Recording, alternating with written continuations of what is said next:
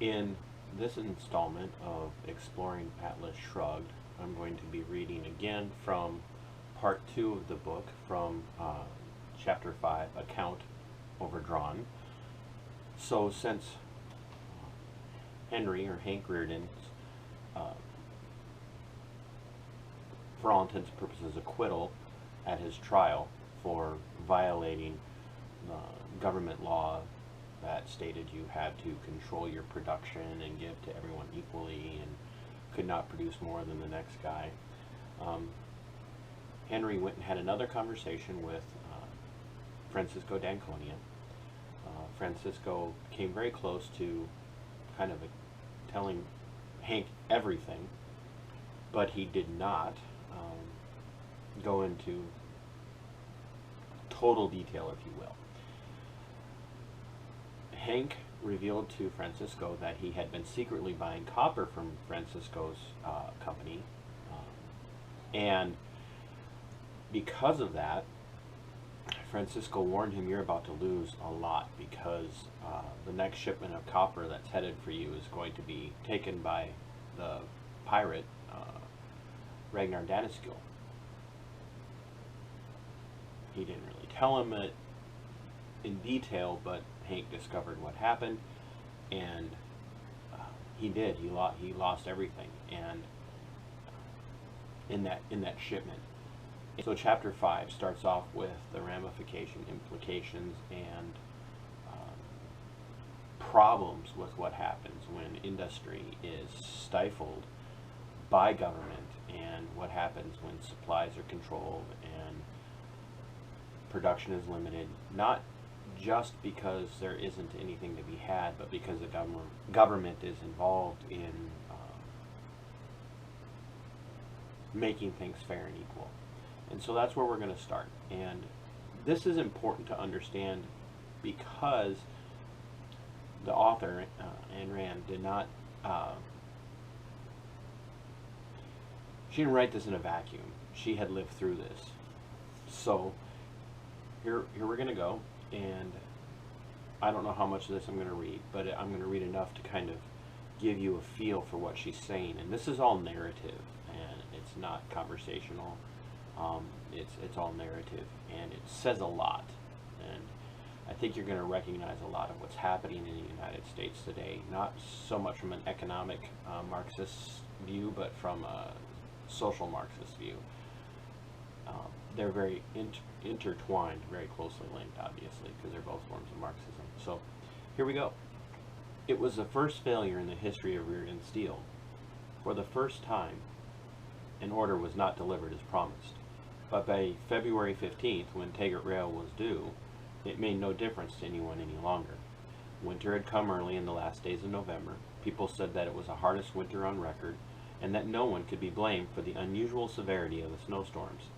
They did not care to remember that there had been a time when snowstorms did not sweep unresisted down unlighted roads upon the roofs of unheated houses, did not stop the movement of trains, did not leave a wake of corpses counted by the hundreds. The first time that Danager Coal was late in delivering fuel to Taggart Transcontinental in the last week of December, Danager's cousin explained that he could not help it. Now remember, Danager has disappeared, and he didn't stay for the trial that Hank stood and fought on his own. Danager's cousin explained that he could not help it. He had to cut the workday down to 6 hours, he said, in order to raise the morale of the men who did not seem to function as they had in the days of his cousin Kenneth. The men had become listless and sloppy, he said, because they were exhausted by the harsh discipline of the former management. He could not help it if some of the superintendents and foremen had quit him without reason, men who had been with the company for 10 to 20 years. He could not help it if there seemed to be some friction between his workers and his new supervisory staff, even though the new men were much more liberal than the old slave drivers. It was only a matter of readjustment, he said. He could not help it, he said, if the tonnage intended for Taggart Transcontinental had been turned over on the eve of its scheduled delivery to the Bureau of Global Relief for shipment to the People's State of England. It was an emergency. The people of England were starving, with all of their state factories closing down, and Miss Taggart was being unreasonable, since it was only a matter of one day's delay. It was only 1 day's delay. It caused 3 days delay in the run of freight train number 386 bound from California to New York with 59 carloads of lettuce and oranges. Freight train number 386 waited on sidings at coaling stations for the fuel that had not arrived. When the train reached New York, the lettuce and oranges had to be dumped into the East River. They had waited their turn too long in the freight houses of California, with the train schedules cut and the engines forbidden by directive to pull a train of more than 60 cars. Nobody but their friends and trade associates noticed that 3 orange growers in California went out of business. It's starting to sound familiar to you yet? As well as 2 lettuce farmers in Imperial Valley. Starting to catch it? Nobody noticed the closing of a commission house in New York, of a plumbing company of which the commission house owed money, of a lead pipe wholesaler who had supplied the plumbing company. When people were starving, said the newspapers, one did not have to feel concern over the failures of business enterprises which were only private ventures for private profit. The coal shipped across the Atlantic by the Bureau of Global Relief did not reach the people's state of England. It was seized by Ragnar Danneskjöld. The second time that Danager Coal was late in delivering fuel to Taggart Transcontinental in mid-January, Danager's cousin snarled over the telephone that he could not help it. His mines had been shut down for 3 days due to a shortage of lubricating oil for the machinery. The supply of coal to Taggart Transcontinental was 4 days late. Mr. Quinn, of the Quinn Ball Bearing Company, which had once moved from Connecticut to Colorado, waited a week for the freight train that carried his order to Reardon Steel. When the train arrived, the doors of the Quinn Ball Bearing Company's plant were closed. Nobody traced the closing of a motor company in Michigan that had waited for a shipment of ball bearings, its machinery idle, its workers on full pay, or the closing of a sawmill in Oregon that had waited for a new motor, or the closing of a lumber yard in Iowa, left without supply, or the bankruptcy of a building contractor in Illinois who, failing to get his lumber on time, found his contracts canceled and the purchasers of his homes sent wandering off down snow-swept roads in search of what did not exist anywhere any longer. The snowstorm that came at the end of January blocked the passes through the Rocky Mountains, raising white walls 30 feet high across the mainline track of Taggart Transcontinental. The men who attempted to clear the track gave up within the first few hours. The rotary plows broke down one after another. The plows had been kept in precarious repair for 2 years, past the span of their usefulness. The new plows had not been delivered. The manufacturer had quit, unable to obtain the steel he needed from Orrin Boyle. Orrin Boyle was Hank Reardon's fiercest competitor, who produced an inferior, subpar, subquality steel. Now, because Reardon hasn't been able to produce what he needed to get what he could to produce what he had titled Reardon Metal, Orrin Boyle was now kind of left to hold the bag, and it wasn't working. 3 westbound trains were trapped on the sidings of Winston Station, high in the Rockies, where the main line of Taggart Transcontinental cut across the northwest corner of Colorado. For 5 days, they remained beyond the reach of help. Trains could not approach them through the storm. The last of the trucks made by Lawrence Hammond broke down on the frozen grades of the mountain highways. The best of the airplanes, once made by Dwight Sanders, were sent out but never reached Winston Station. They were worn past the stage of fighting a storm. Through the driving mesh of snow, the passengers trapped aboard the trains looked out at the lights of Winston's shanties. The lights died in the night of the second day. By the evening of the third, the lights, the heat, and the food had given out aboard the trains. In the brief lulls of the storm, when the white mesh vanished and left behind it the stillness of a black void, merging the lightless earth with a starless sky, the passengers could see, many miles away to the south, a small tongue of flame twisting in the wind. It was Wyatt's torch. By the evening of the 6th day, when the trains were able to move and proceeded down the slopes of Utah, of Nevada, of California, the trainmen observed the smokeless stacks and the closed doors of small trackside factories which had not been closed in their last run.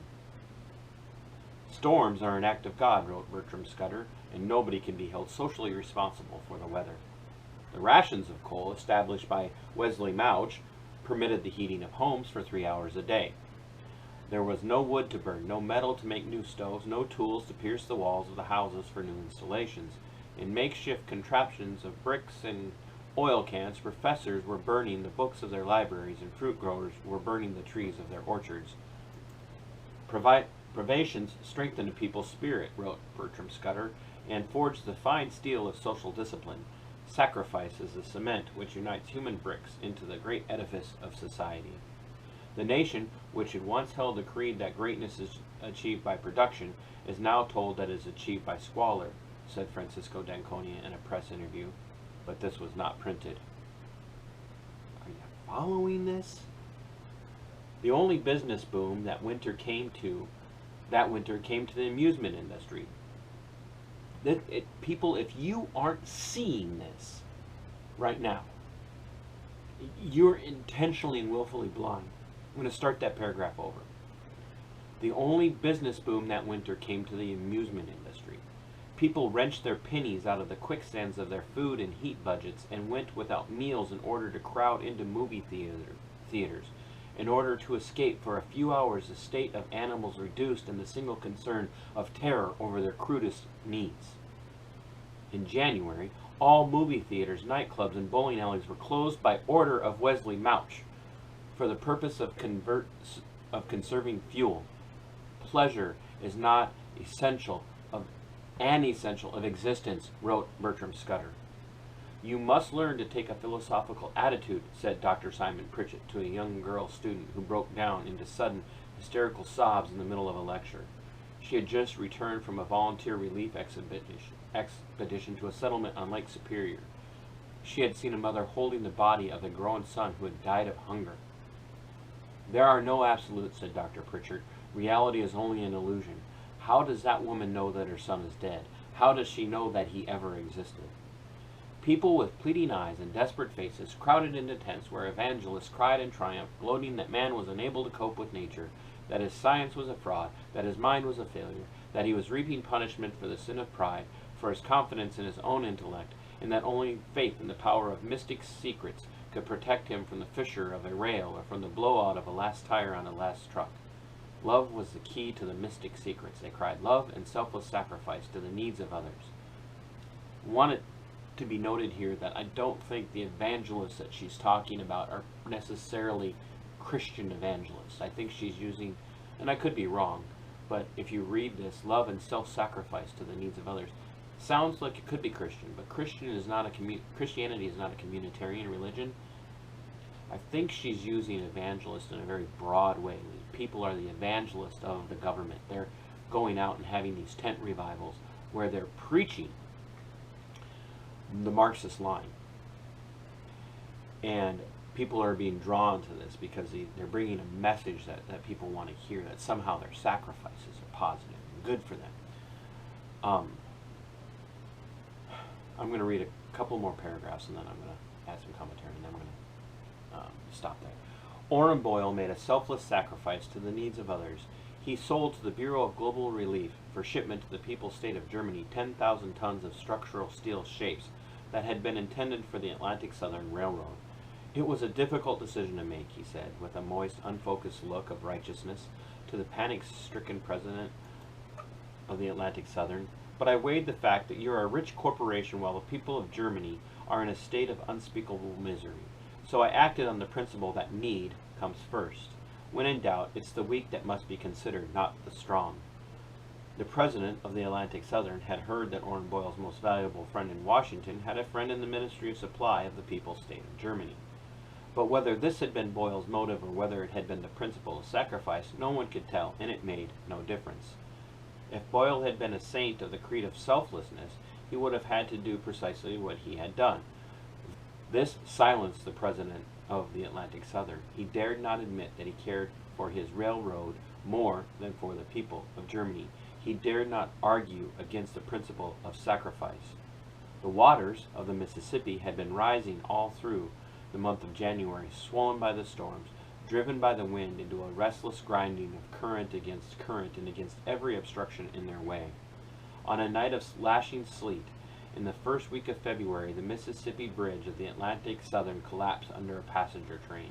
The engine and the first 5 sleepers went down with the cracking girders into the twisting black spirals of water 80 feet below. The rest of the train remained on the 3 spans of the bridge which held. "You can't have your cake and let your neighbor eat it too," said Francisco d'Anconia. The fury of denunciations which the holders of public voices unleashed against him was greater than their concern over the horror of the river. It was whispered that the chief engineer of the Atlantic Southern, in despair over the company's failure to obtain the steel he needed to reinforce the bridge, had resigned 6 months ago, telling the company that the bridge was unsafe. He had written a letter to the largest newspaper in New York, warning the public about it. The letter had not been printed. It was whispered that the first 3 spans of the bridge had held because they had been reinforced with structural shapes held of iron metal. But 500 tons of the metal was all that the railroad had been able to obtain under the fair share law. So, once again, we're not dealing today with an onslaught of economic Marxism per se here in the United States. We are dealing with a wartime footing of social Marxism against the people of the United States. And one of the things that I want us to understand is if you focus on the part where it said that entertainment became so important to the people of this fictional version of the United, I don't know how fictional it is right now, honestly, of this version of the United States that the author is talking about. That's where we see people turning right now. As all of these things are taking place, overreactions to COVID-19 by governing authorities, overreactions to societal problems by Marxist ideology on the left side of the government and on people bringing pressure to bear on the government and elected servants. We're being pushed towards entertainment. We're looking for ways to get our athletes back in the game, so to speak. We're looking for ways to get the entertainment industry up and running again. And the entertainment industry has actually been used against us, because what we're seeing is, oh, this celebrity says you should do this, and this celebrity said you should do that, and oh, this celebrity has contracted COVID-19 and they're recovered, or this celebrity has contracted COVID-19 and they're now dead. And I'm not downplaying how important it is to the individual family members of people who contract COVID-19 and die. What I am going to say, though, is that there's a greater problem here, and that greater problem is we're being misled in the entertainment industry is where they're turning to mislead us. They're using the entertainment industry as propaganda, as pressure.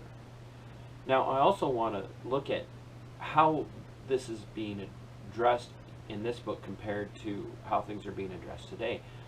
Did you note in the section where I was reading about essentials, how the government stepped in and shut down theaters and other entertainment places because it wasn't essential? And so we see that today on the social Marxist front when our governors and our mayors and whatnot across the United States made decisions to shut down certain things and call certain things essential and certain things not essential. Certain staff or employees were considered essential employees and others weren't. All of that arbitrary. I mean, absolutely, completely arbitrary. And here's something else, too, that plays into this. Notice how there was a reference here where a factory was completely shut down, no production was happening, which meant no goods were being produced, which meant nothing was being sold, and still the factory owner was expected to pay his staff while they were doing nothing. We had a mine where the men were given shorter work days to improve their morale.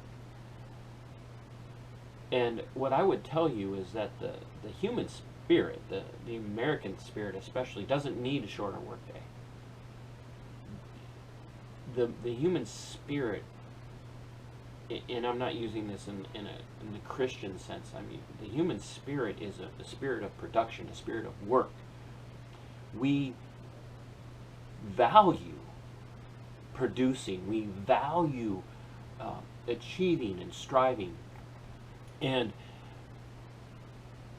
what the author was saying, and so much of this, was that when the government steps in and says you can only do this much, you can only do this much, it needs to be fair, and that's, look, you know, the reference at the end of the last paragraph that I read. And I'll read it again. It was whispered that the 3 spans of the bridge had held because they had been reinforced with structural shapes of Reardon metal. But 500 tons of the metal was all that the railroad had been able to obtain under the fair share law. When a government entity steps in and tells producers or tells anybody, you can only do this and you can do no more, or let's say in today's, you can only allow 25% of your capacity in. You must require that everybody wear a face covering. You must do this. You're stifling the human spirit. You're stifling what's ingrained in us. And you're working to rework, if you will, the fabric of humanity and to produce, ironically, people who don't value production, people who don't value autonomy, people who don't value being independent and liberated. So in all of this talk of everything that's going on about liberty and being liberated from certain types of oppression, what they're really doing today is they're working to free us from being liberated into being dependent upon someone else, chiefly being dependent upon the government, and then allowing the government to come in and tell us what we do and do not need, what we will and will not have. And that's what she's pushing against here as she wrote this chapter, Account Overdrawn. The human condition is in a state right now, especially in the United States, where our account is to be completely overdrawn. We have people languishing because they've been told they're not going to get another $1,200 from the government. How am I going to live? What am I going to do? Because we have created a nation of people who are completely and utterly dependent upon the nanny state, upon Big Brother, if you will. And we need to free our people from such a morass of evil. And that is what Ms. Rand was pushing against.